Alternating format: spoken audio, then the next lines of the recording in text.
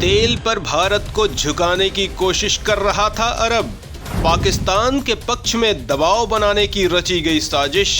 PM Modi ने चला master stroke, निकल गई सारी हेकड़ी।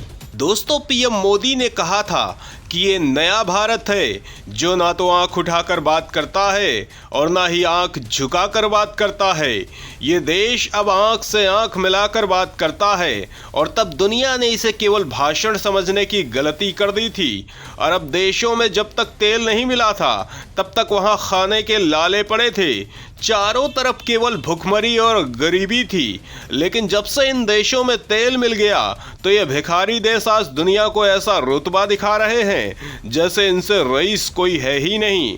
वैसे दोस्तों, इन देशों ने दुनिया को कोई वैज्ञानिक आविष्कार नहीं दिया। दिमाग की दुनिया में यह बिल्कुल खाली है। अगर इन देशों ने दुनिया को कुछ दिया है तो वो आतंकवाद है। दोस्तों, इन मुस्लिम देशों ने अपना एक संगठन बना रखा है जिसका नाम है ऑर्गेनाइजेशन ऑफ इस्लामिक कोऑपरेशन। ये संगठन मुस्लिम देशों की तमाम उल्टी सीधी बातों को सही ठहराता है और गैर मुस्लिम देशों पर दबाव बनाने की कोशिश करता है। भारत इन देशों से तेल आयात करता है और पाकिस्तान भारत के अभिन्न अंग कश्मीर पर अपना दावा ठोकता है। ऐसे में यह संगठन पाकिस्तान के पक्ष में भारत की सरकार पर दबाव बनाने का काम कर रहा था।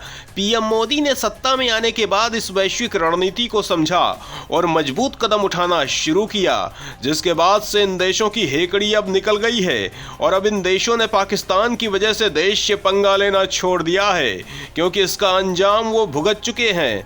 सवाल उठता है कि आखिर किस वजह से पीएम मोदी का माथा ठनका था, किस तरह का लिया एक्शन, क्या बनाई रणनीति। तो दोस्तों, लगभग 2.5 साल पहले देश में तेल की कीमतें बढ़ रही थी।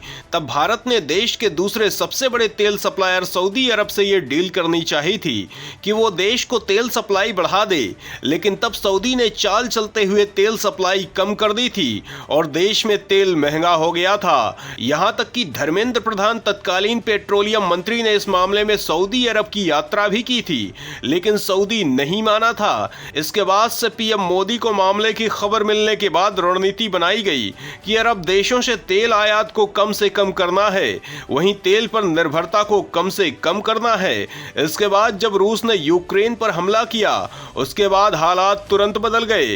अमेरिका ने भारत को कई बार रूस से आयात कम करने के लिए कहा, लेकिन भारत ने मानने से इनकार कर दिया। दोनों के बीच जबरदस्त तरीके से व्यापार बढ़ा है, जिसे देखकर दुनिया की आंखें फटी रह गई हैं।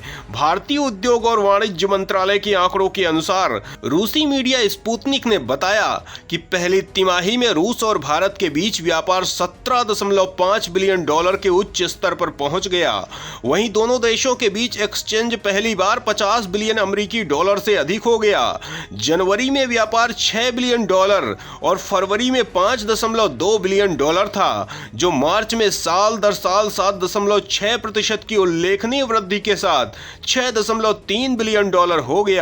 दोस्तों, भारत रूस व्यापार में साल दर साल 5% की वृद्धि दर्ज की गई। पिछली वृद्धि पिछले साल की दूसरी तिमाही में 17 बिलियन अमेरिकी डॉलर थी। रूस ने पहली तिमाही में भारत को 16.3 बिलियन अमेरिकी डॉलर का माल निर्यात किया, जो एक साल पहले 15.6 बिलियन अमेरिकी डॉलर से अधिक था। जनवरी और मार्च के बीच रूस को भारतीय वस्तुओं का निर्यात भी 22% बढ़कर 1.2 बिलियन अमेरिकी डॉलर हो गया। 24.8 बिलियन अमेरिकी डॉलर के शिपमेंट के साथ चीन के बाद रूस भारत को माल का दूसरा प्रमुख आपूर्तिकर्ता है। इतना ही नहीं, भारत ने तेल आयात के मामले में सऊदी को बेहद पीछे कर दिया है और रूस से भयंकर तेल आयात करना शुरू कर दिया है, जिसका देश को जबरदस्त फायदा हो रहा है और अब सऊदी की अकल ठिकाने आ गई है। सवाल उठता है कि रूस से तेल आयात में देश को क्या आर्थिक फायदा हो रहा है।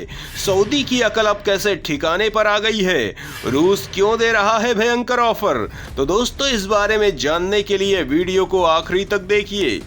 देश ने भारी मात्रा में बढ़ाया रूसी क्रूड ऑयल आयात, सऊदी के उड़ गए होश, अमेरिका को आने लगे चक्कर, अर्थव्यवस्था को हो रहा जबरदस्त फायदा, दुनिया हैरान। दोस्तों, यूक्रेन युद्ध शुरू होने के बाद से ही पश्चिम भारत को रूस से तेल न खरीदने का दबाव बना रहा था, लेकिन रूसी तेल अरब देशों की तुलना में भारत के लिए ज्यादा सस्ता और अच्छा सौदा साबित होता है। दोस्तों, पीएम मोदी का प्लान है कि देश को सबसे पहले तेल पर अपनी निर्भरता को कम करना है और जो तेल खरीदना ही पड़े उसमें ज्यादा से ज्यादा गैर अरब मुल्कों से खरीदा जाए। जब रूस यूक्रेन का युद्ध शुरू हुआ तो यूएन ने रूसी व्यापार पर कड़े प्रतिबंध लगा दिए। दुनिया के तमाम देश अमेरिका के खौफ में रूस से अपना आयात बंद कर दिया, लेकिन रूस के जिगरी यार भारत ने मुसीबत के इस मौके पर अपने दोस्त का साथ नहीं छोड़ा। इसका आर्थिक फायदा भी भारत को हो रहा है। इसकी वजह यह है कि प्रतिबंधों के इस मौके पर रूस ने अपने तेल की कीमतों पर खासा डिस्काउंट दे रखा है, जिसका सीधा लाभ भारत को हो रहा है। दोस्तों, भारत का यह फैसला वैश्विक रणनीति के हिसाब से भी कई मायनों में मास्टर स्ट्रोक साबित हुआ है। आप सोच रहे होंगे कि तेल खरीदी का वैश्विक रणनीति से क्या संबंध है, तो हम आपको बताना चाहेंगे कि भारत का जाने दुश्मन चाइना इस मौके पर डिस्काउंट रेट पर रूस से तेल खरीद रहा है।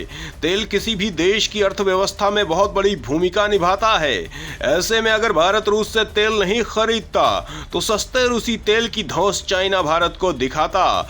इसीलिए यह जरूरी था कि आर्थिक लड़ाई के इस दौर में देश का नेतृत्व सही फैसला ले। इसके साथ ही रूस से अपनी दोस्ती का संतुलन और भारत की स्वतंत्र स्वच्छंद वैश्विक नीति का प्रदर्शन दुनिया को करना जरूरी था। अलग अलग देशों में कई बार भारत ने इस मामले में खुलकर अपना पक्ष बिना किसी लाग लपेट के रखा है। हाल में ही रूस से भारत के तेल खरीदने के अपने फैसले का समर्थन करते हुए जयशंकर ने कहा था, रूस से कच्चा तेल खरीदना बिल्कुल सही फैसला है। जब यूक्रेन में युद्ध शुरू हुआ था तो मिडिल ईस्ट के देशों ने यूरोप के देशों को प्राथमिकता दी थी।